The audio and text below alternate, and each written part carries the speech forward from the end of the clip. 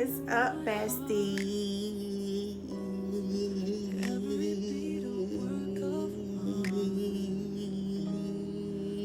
I be.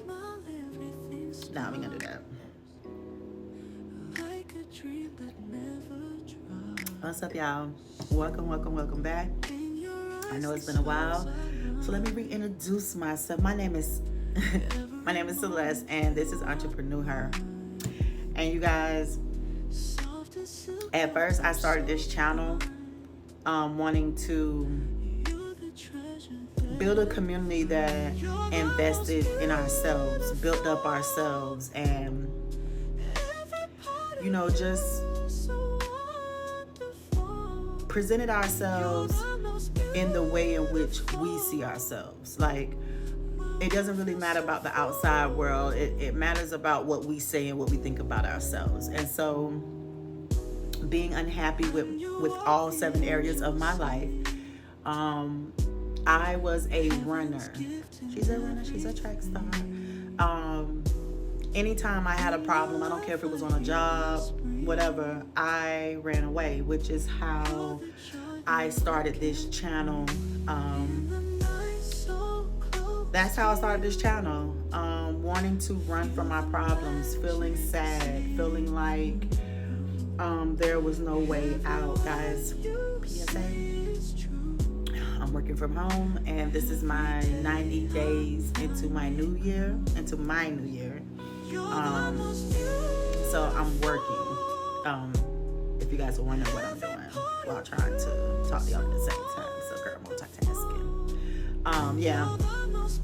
But anywho, so I created this channel in a place of feeling like I didn't know where to turn to. I didn't know where to go, and I had been praying for guidance.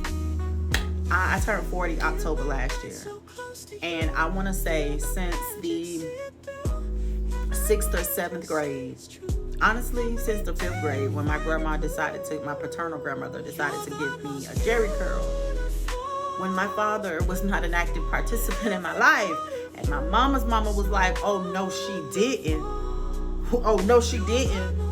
I don't care nothing about her owning her own beauty shop. She won't cross those boundaries no more. So, digress on that. That's a story time for another day. But anyway, I was just in a place where I wanted to change, and when I thought that I was incorporating change that was going to be lasting, I would find myself in a position where it was hard not doing the things that I was used to doing. Not hard to do the right thing at all. Y'all, if I'm being 110% transparent with y'all, it was not hard to do the right thing. It was hard not doing what I was used to doing, which was, for me, the wrong thing.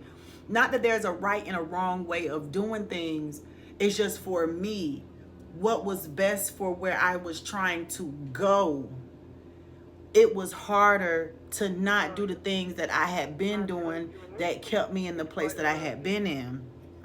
So, after being married for, I think, like 7 years, I had gotten to a place where I couldn't even cry no more. Like I had done complained my way out of Complainville. If anybody can understand what I'm saying, like, put it in the chat that you understand what I'm saying. Like, you done cried so much, your tear ducts in your eyes won't, like, you got dry eye now. You done cried so much. You done complained so much that you can't even, your mouth won't let you even utter out a noise to signify that you're about to make a statement that's complaining or negative or pessimistic about a situation. Like, I had gotten there. And for me, being a Libra, being an emotional person, it put me in a catatonic state. Like, I felt like I didn't want to get up in the morning. I just wanted to stay in bed. I didn't want to eat. I didn't even want to look at TV. I didn't want fresh air. I didn't want to do nothing to my hair. I didn't want to put clothes on. Like, I'm not going to say that I didn't have the will to live life anymore, because I wasn't thinking about suicide,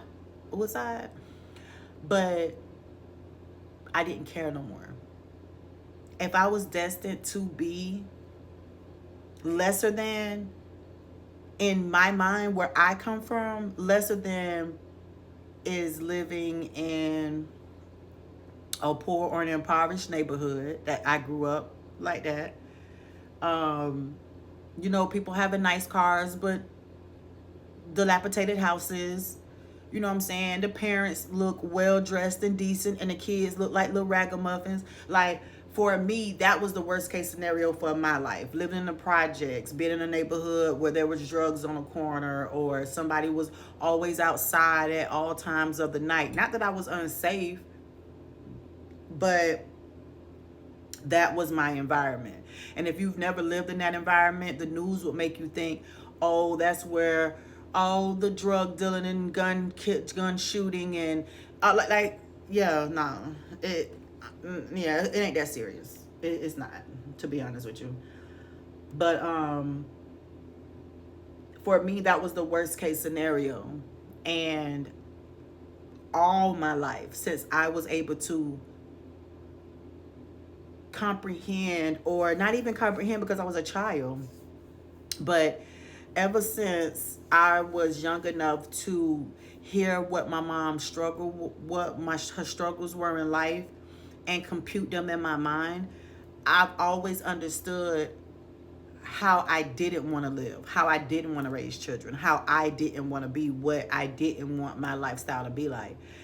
I did not look at a certain person or look at certain material things and feel like I gotta have that, I'm gonna press for a career, I'm gonna press for a job because that signifies success to me. No. Get that damn cat. Sorry, y'all. The cat just the claws and biting my toes and stuff, because I like moving my feet and my toes because it's cold. And I got the heater. If you hear humming noise, I got a heater down by my feet. But anyway, as I was saying, so trying to change my entire life was more so I didn't want to live paycheck to paycheck. I didn't want to rob Peter to pay Paul. I didn't want to be in a situation where I was always buying food stamps or using food stamps to buy groceries. I didn't want to be in a predicament where I didn't live in a neighborhood where there was a Publix, because Publix has the better fruits and vegetables to me, compared to the grocery stores that are in my area. So I haven't hated my life. I just wanted to change my life. And going down the rabbit hole of manifestation and law of attraction, like, I thought that was the quick recipe to change everything overnight. And when that wasn't working, that, was hard for me to sit in and deal with, just because I was focused and I was putting my energy into something and I wasn't getting the results back that I wanted. So that's what made me get into shadow work. And it has not only changed how I view my past, my family members, old friends, enemies, but it has also changed the way I experience or I process my experiences in life. And it has caused me to heal in a way where I can incorporate those experiences, those bad experiences. I can incorporate those into my life and use them, because nothing is in vain. Like, God orchestrated everything. So nothing happens without there being a reason behind it that serves the will of God for your life. And so that's where I'm at, 90 days into 2025. And I feel good, y'all. I feel really, really good. I've actually manifested my dream job for where I'm at in my life. And we'll talk about it in the next video. Bye.